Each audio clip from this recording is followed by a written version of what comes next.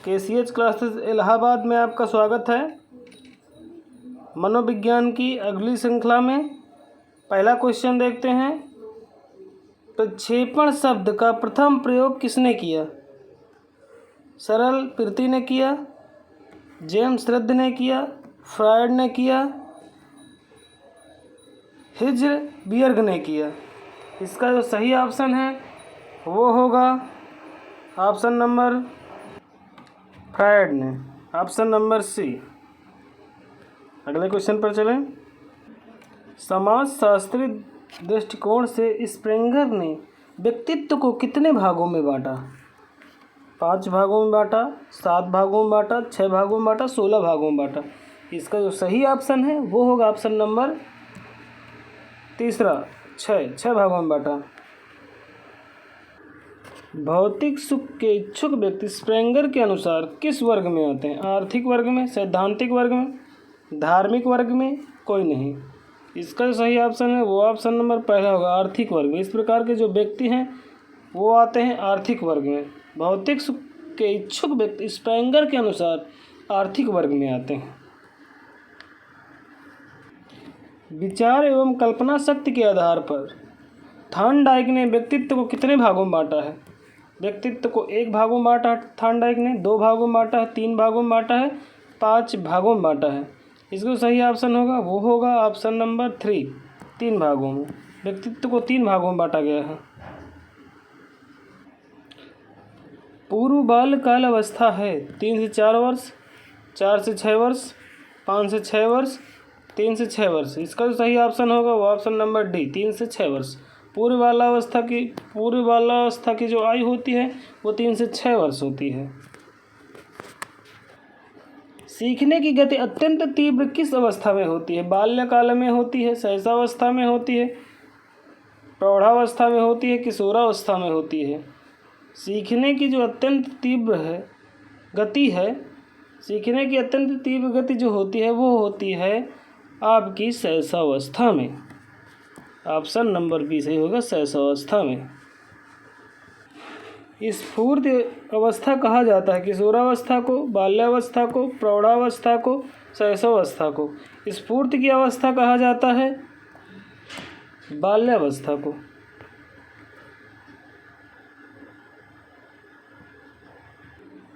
जीव वैज्ञानिक यानी बायोलॉजिस्ट जो होते हैं, जीव वैज्ञानिक बायोलॉजिस्ट पार्कर ने अनुसार हमारा 9/10 भाग जन्मजात यानी वंशानुक्रम होता है तथा मात्र ... भाग ही अर्जित होता है।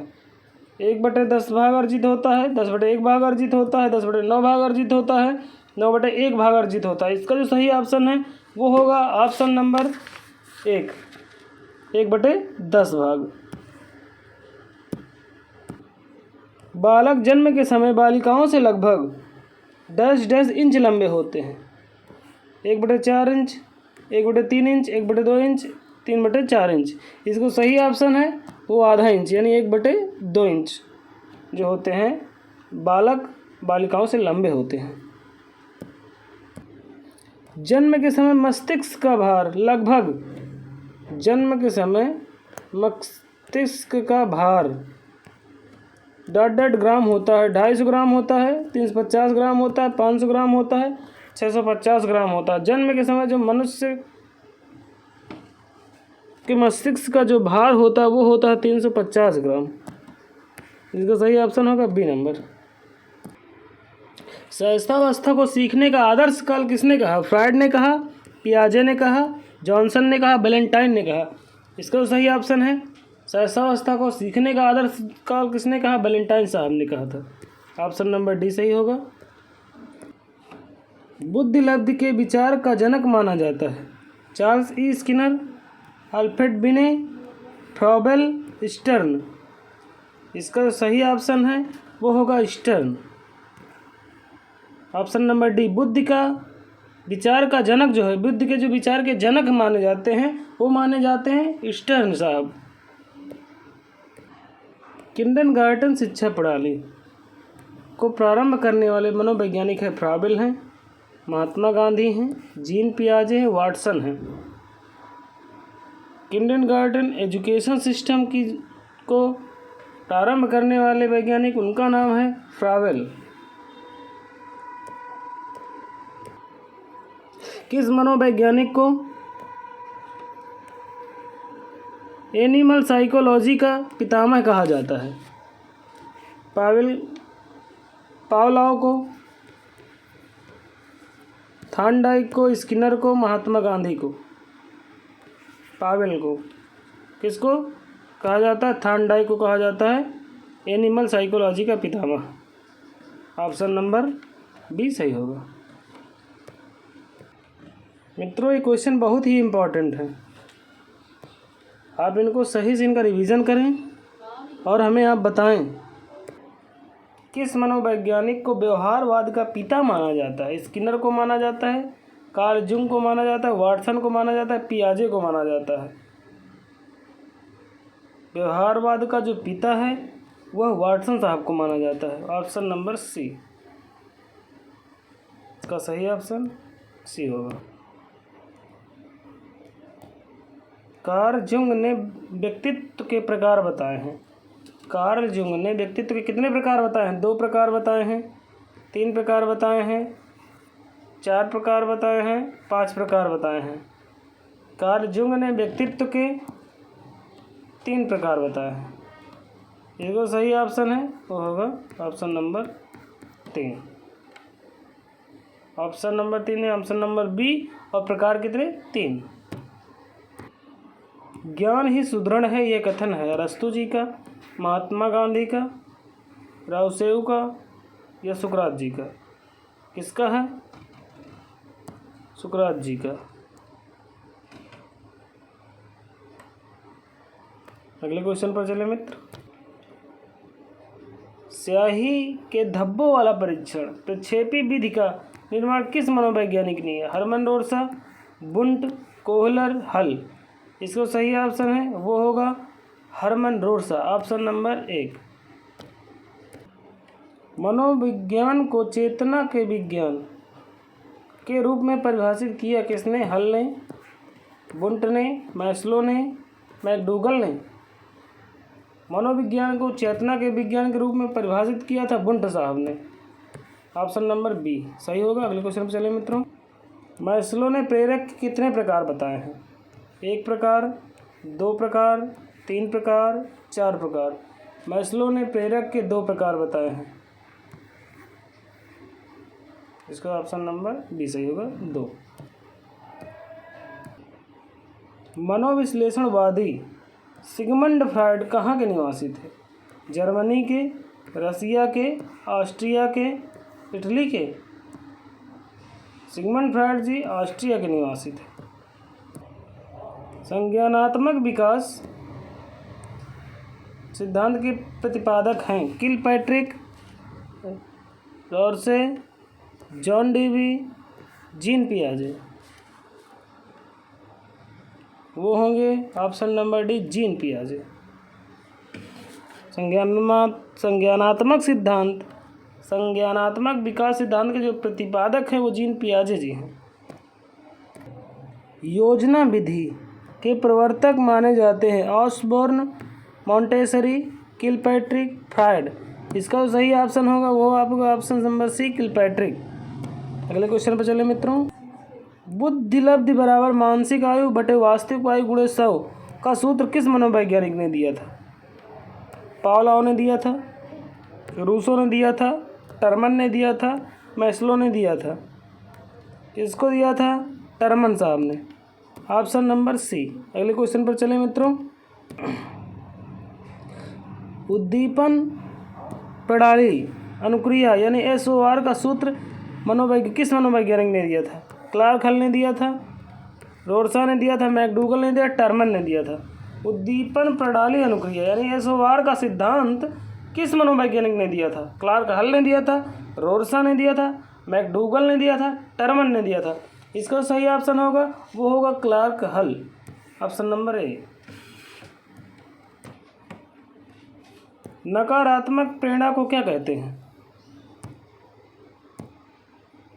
नकारात्मक जो प्रेरणा है उसको क्या कहा जाता है? आंतरिक नकारात्मक प्रेरणा क्या कहते हैं? आंतरिक प्रभाव, बाह्य प्रेरणा। नकारात्मक प्रेरणा क्या कहा जाता है? आंतरिक प्रेरणा कहा जाता है, प्रभाव प्रेरणा कहा जाता है, बाह्य प्रेरणा कहा जाता है। इनमें से कोई नहीं, तो इसका सही ऑप्शन है तो होगा बाह्य प्रेरणा। क्रिया को प्रारंभ करने, जारी रखने और नियमित रखने की प्रक्रिया है। क्रिया को प्रारंभ करने, जारी रखने, नियमित रखने की प्रक्रिया है। अधिगम है, सृजन है, संतुलन है, अप्रेरणा है। ये क्या है? अप्रेरणा है, ऑप्शन नंबर डी। अभिप्रेरणा के संदर्भ में भूख है, आवश्यकता है, अंतर्नोद है, प्रेरक है, उद्देश्य है। अप्रेरणा के संदर्भ में जो भूख है वो है अंतर्नोद, ऑप्शन नंबर बी सही होगा। अभिप्रेरणा के आनुवंशिकी पैटर्न सिद्धांत के प्रतिपादक हैं मैक्सलो, सेल्डर्न, Adler, Lawrence Kohlberg. M.K. Thomson ने अभिप्रेरणा को कितने भागों में बांटा? 2 भागों में, 3 भागों में, 4 भागों में, 5 भागों में। इसको सही ऑप्शन है 2 भागों में बांटा है।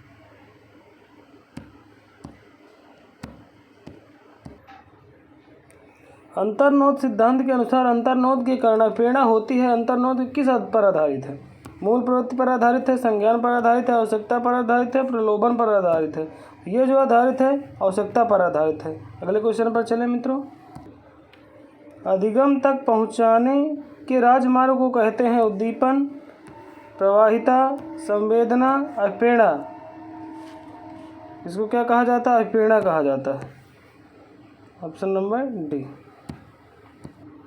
जीवन के प्रथम 2 वर्षों में बालक अपने भावी जीवन का शिलान्यास करता है। किसका कथन है? स्ट्रेंगर का, रॉस का, वाटसन का, फ्रायड का। तो किसका कथन है? स्ट्रेंग जी का कथन है। अगले क्वेश्चन पर चले मित्रों।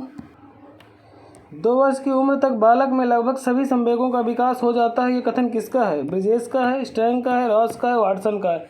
यह जो कथन है ब्रिजेश जी का है, ऑप्शन नंबर 1। इसका सही उत्तर होगा ऑप्शन नंबर 1। 5 वर्ष तक की अवस्था शरीर और मस्तिष्क के लिए बड़ी ग्रहणशील रहती है। ये कथन किसका है? रॉस का, जे न्यूमैन का, फ्रायड का, स्किनर का। ये जो कथन है जे न्यूम का है। अगले क्वेश्चन पर चले मित्रों। शैशवावस्था सीखने का आदर्श काल है। यह कथन किसका है? क्रो एंड क्रो का, वैलेंटाइन का, रॉस का, एडलर का। ये जो कथन है ये वैलेंटाइन साहब का है। शैशवावस्था सीखने का आदर्श काल है, ये कहा था वैलेंटाइन साहब ने। मित्रों, हम कम समय में ज़्यादा क्वेश्चन कराने का लक्ष्य रखते हैं, जिससे आपका समय बर्बाद ना हो और आप ज़्यादा से ज़्यादा क्वेश्चनों का रिवीजन कर सकें। अगले क्वेश्चन पर चले मित्रों। 20वीं शताब्दी बालक की शताब्दी है। ये कथन किसका है? क्रो एंड क्रो का, स्किनर का, रॉस का, वाटसन का। 20वीं शताब्दी बालक की शताब्दी है। ये जो कथन है क्रो एंड क्रो साहब का है, ऑप्शन नंबर 1 सही होगा इसका उत्तर। अगले क्वेश्चन पर चले मित्रों। शिशु कल्पना का नायक है, अतः उसका भली प्रकार निर्देशक अपेक्षित है। यह कथन किसका है? Option number 1 Adler, Ross, Gesell, Sigmund Freud. इसका सही ऑप्शन होगा वो होगा ऑप्शन नंबर बी रॉस। आज का लास्ट क्वेश्चन है मित्रों। शिशु के जन्म के कुछ समय बाद ही यह निश्चित किया जा सकता है कि भविष्य में उसका स्थान क्या है। यह कथन किसका है? गैसेल का है, रॉस का है, वाटसन का है, एडलर का है। इसका सही ऑप्शन है वो होगा एडलर।